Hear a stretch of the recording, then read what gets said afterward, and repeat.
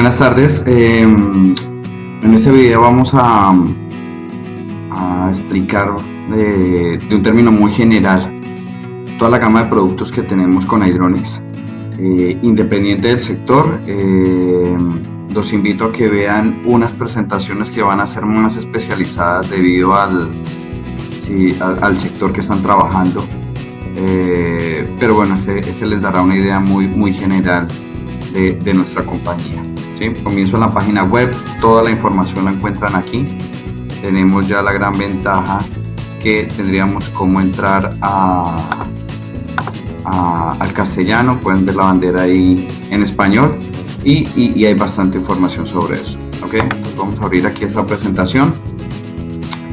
Hydronics como tal es el líder como tal en lo que es tecnología a nivel de medición de humedad por microondas. Realmente nosotros trabajamos con microondas digital.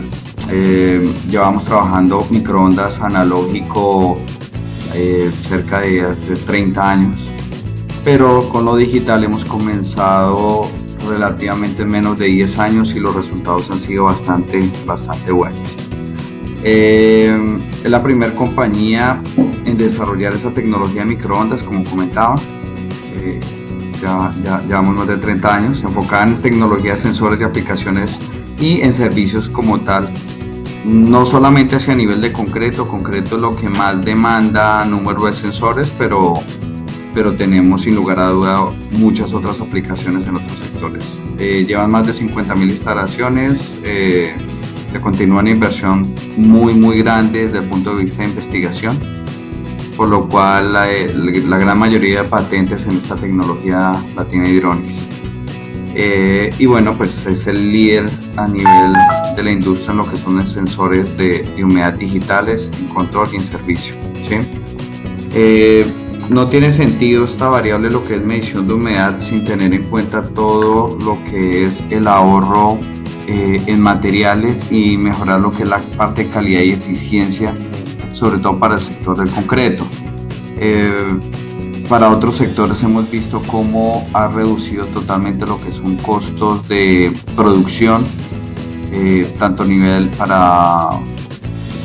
dependiendo para la aplicación que lo necesita. Recordar que donde se seque, se mezcle, se humidifique y se pese, vamos a tener un claro control de humedad contenida o compensación como tal en el caso de los sistemas de pesaje. ¿Sí? Tenemos por ejemplo esta planta en Inglaterra, es uno de nuestros mejores clientes, Marshall, una planta de prefabricados, y pues han asegurado precisamente un ahorro, digamos, casi en el orden de 20.000 libras por planta en el corto plazo. Hemos encontrado muchos casos de retornos de la inversión en menos de 6 meses. Entonces va a haber otra presentación donde les aclararemos bastante sobre eso. Las variaciones típicas de humedad para el caso del concreto ustedes saben que en el caso de lo que son agregados y demás, constituye las arenas finas, pueden llegar hasta el 16. Estoy hablando desde el punto de vista de milímetros, de 0 a 2 milímetros, una que es de un poco más encima, hasta de 4, puede llegar a 12, y a medida que se incremente el agregado voy a tener un rango de humedad más bajo, pero no por ende a la hora de compensarlo me va a dejar de ser muy crítico para mi receta. Entonces sí es muy importante tener precisamente dónde lo voy a medir en el caso, por ejemplo, del concreto. Algo que se destaca totalmente es que sus salidas son totalmente lineales. Se están teniendo casi cerca de 25 lecturas por segundo. Temperaturas de salida también son disponibles. Se alimentan con voltaje DC. Adicional a eso tiene una compensación avanzada de temperatura. Y la conexión puede ser vía PLC, sistema de control, sistemas actuales como Analcon, Joel, Kinko, en fin, hay PLC Siemens, Rodwell, Digamos que a nivel universal podemos trabajar precisamente con 0 a 20 miliamperios, 0 a 10 voltios y 4 a 20, y la conexión digital la dejamos más para lo que es configuración y calibración. Podemos dejarlo perfectamente conectado con una red de los 485 hasta 16 sensores, y se puede tener una red Ethernet. Ya no estaríamos limitados por número de sondas. Hay una garantía, tenemos un respaldo de una garantía de 2 años, y puede haber una opcional de 4 años. Así demostramos que nuestro ciclo de vida del sensor es bastante grande comparado con competencias. La exactitud, frente a la exactitud, realmente pues la exactitud la viene dando como tal la calibración que nosotros damos, pero hemos llegado a niveles de 0.04% en el caso de las arenas, en el caso de las mezcladoras 0.1%, en el caso de otros materiales normalmente nos mantenemos en eso, entre 0.04, 0.1, dependiendo de los rangos y todo que necesitemos, ¿sí? Para cubrir más ese tema, iremos después a otra presentación, la cual la llamamos calibración, y ahí explicaremos un poco más de cómo funciona esta calibración.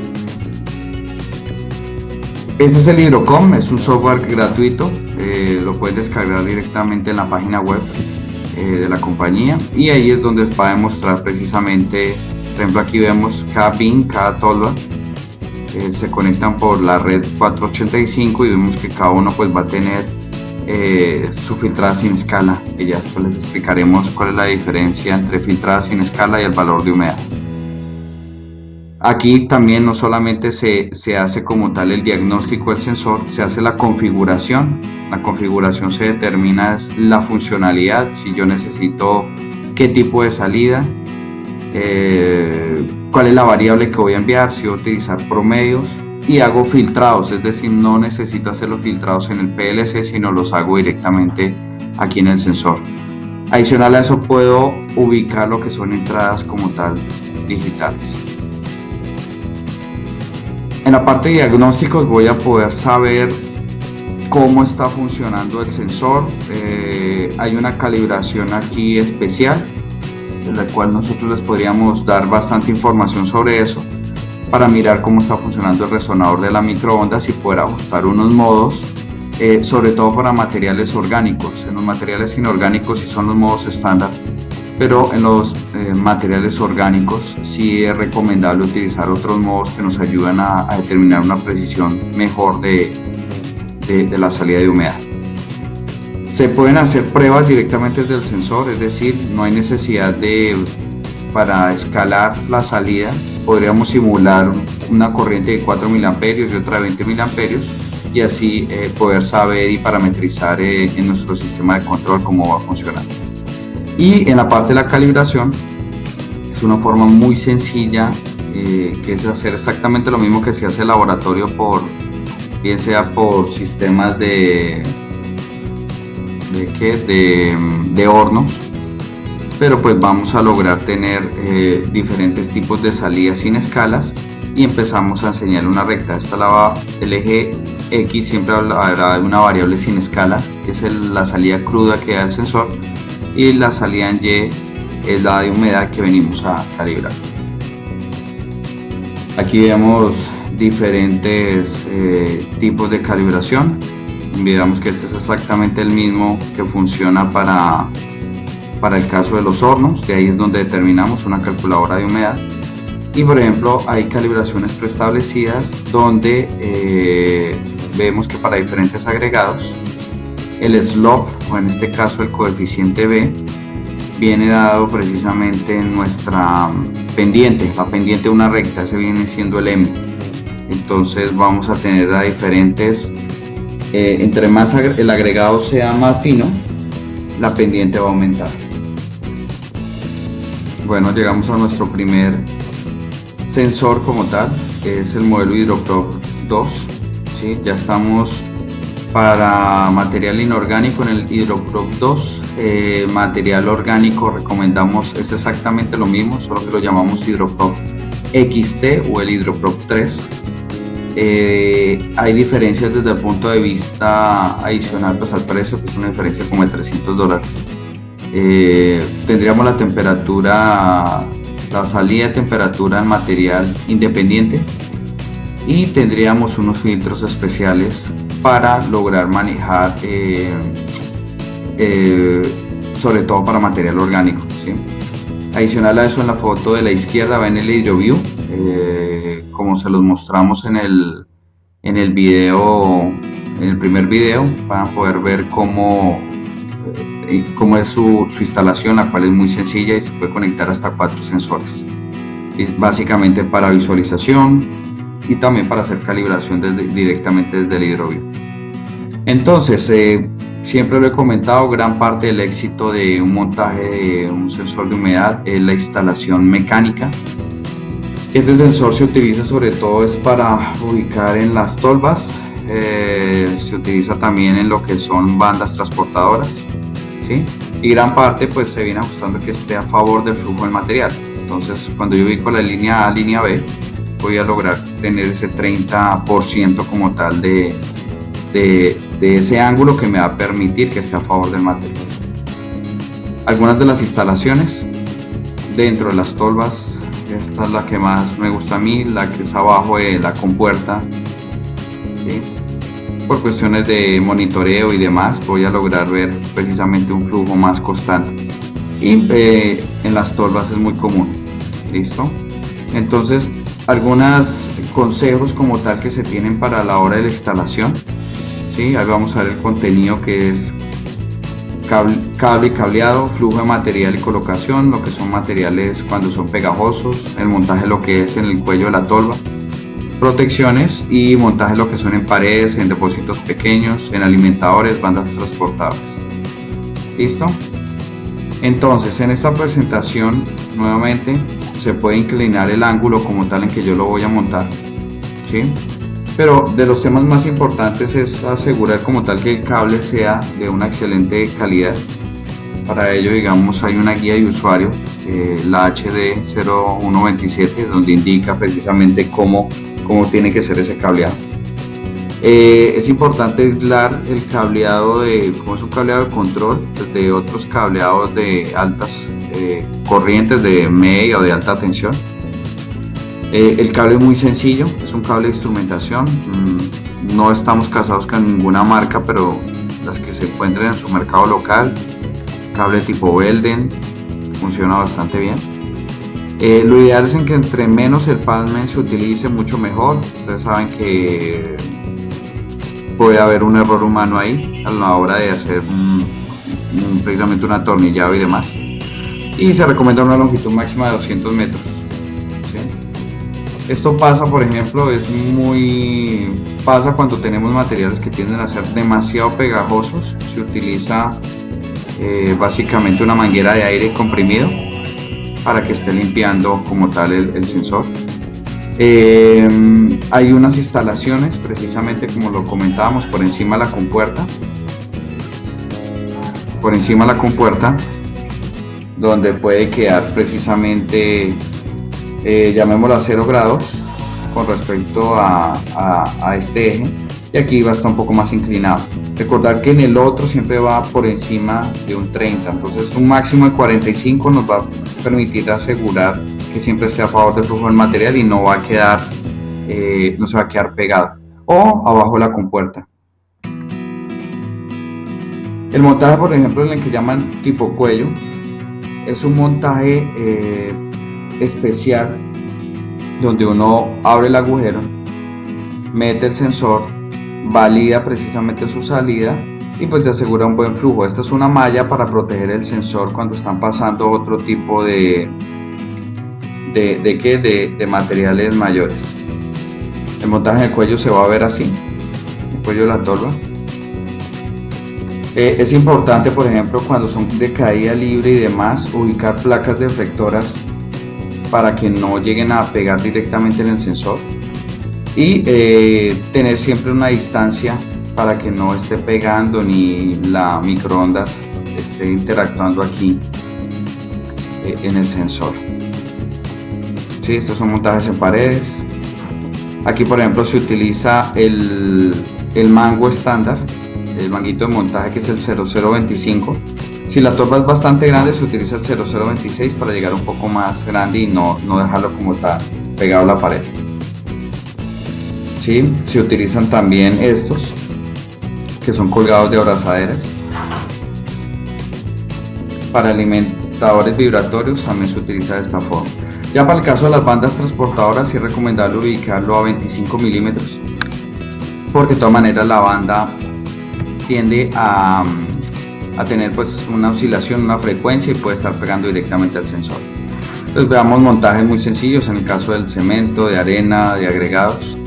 Esto pasa cuando no utilizamos el espacio recomendado superior a los 25 milímetros, porque va a pegar directamente a esa parte del sensor. ¿Sí? Otros montajes para bandas transportadoras.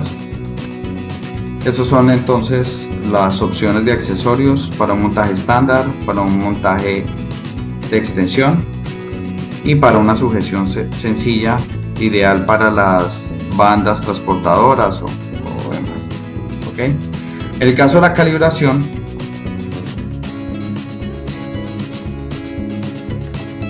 realmente en la calibración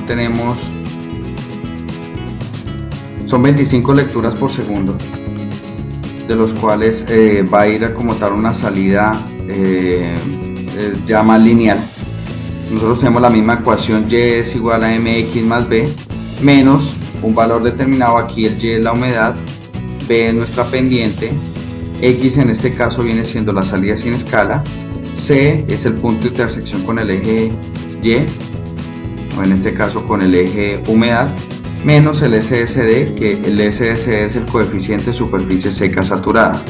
Es 0 cuando yo mido humedad contenida.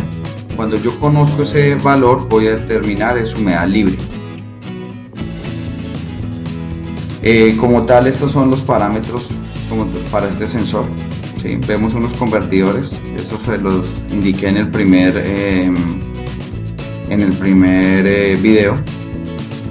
Y hay otros tipos de conexiones para llegar directamente al computador. ¿Listo? Normalmente nuestro kit SIM01A trae esto que es como una especie de maletín. Trae el conector para toma de 110 o de 220 al SIM, este cable USB, que va directamente al sensor con su conexión militar, y diferente al país podemos hacer la conexión. Si nosotros necesitamos únicamente conectar el sensor, aquí el SIM, llevarlo a la USB, adquiero el SIM01B, no el A. Entonces veamos que aquí yo podría perfectamente o llevar al sistema de control del sensor, o hacer la calibración directamente a un computador, o podría llevarla sin escala y que el sistema de control se encargue de hacer la parametrización para determinar la humedad real. Entonces, ¿qué es el material de calibración? Es tomar la salida sin escala, calibrar el material para que me dé como tal valor de humedad. Es decir, por ejemplo, miremoslo desde el punto de vista de una arena. Una arena, tenemos una lectura sin escala de 30 que puede ser proporcional al 2% de humedad, y una que es de 70 que puede ser al 6%. ¿Sí? Entonces podría yo más o menos optimizar y dar un promedio que si está en un 40 una sin escala, más o menos la humedad va a ser de 3, y en la sin escala de 80 puede ser 7. Eso lo va a dar la linealización. Esos son los tipos de linealización que habíamos comentado ahora. ¿Sí? Recordar que entre más pendientes se tengas, porque el material es más fino. ¿Sí? Nuevamente la ganancia B, que es la humedad, y C, que es la desviación que se tendría allí. ¿Con qué frecuencia se necesita recalibrar? Lo recomendable ahí es que sea por ahí cada 6 meses. ¿Sí? Es precisamente por un mantenimiento preventivo. ¿Sí? Y pues la idea es ir registrando los datos de calibración que se irían a tener allí. La resolución y la exactitud del sistema lo va a dar precisamente con qué precisión yo le enseño los datos. En este caso puede ser el 0.045 que habíamos comentado inicialmente, pero se pueden encontrar mayores valores. Tener mucho cuidado con la definición de superficie seca saturada, que una cosa es lo que es el agua absorbida más el agua libre, la humedad total es la que nosotros determinamos allí, pero si yo le resto el SSD voy a tener agua libre, que sería este valor. Entonces normalmente uno de los cálculos determina su humedad total, pero si hay la opción de que el sistema de control reste superficie seca saturada, sería la humedad libre. Veamos la diferencia entre los dos. Una cosa es la humedad total, la que está en la izquierda, y la otra es la humedad libre, que está en la derecha. Entonces para la calibración sí son diferentes puntos, ¿sí? Lo importante es encontrar los coeficientes.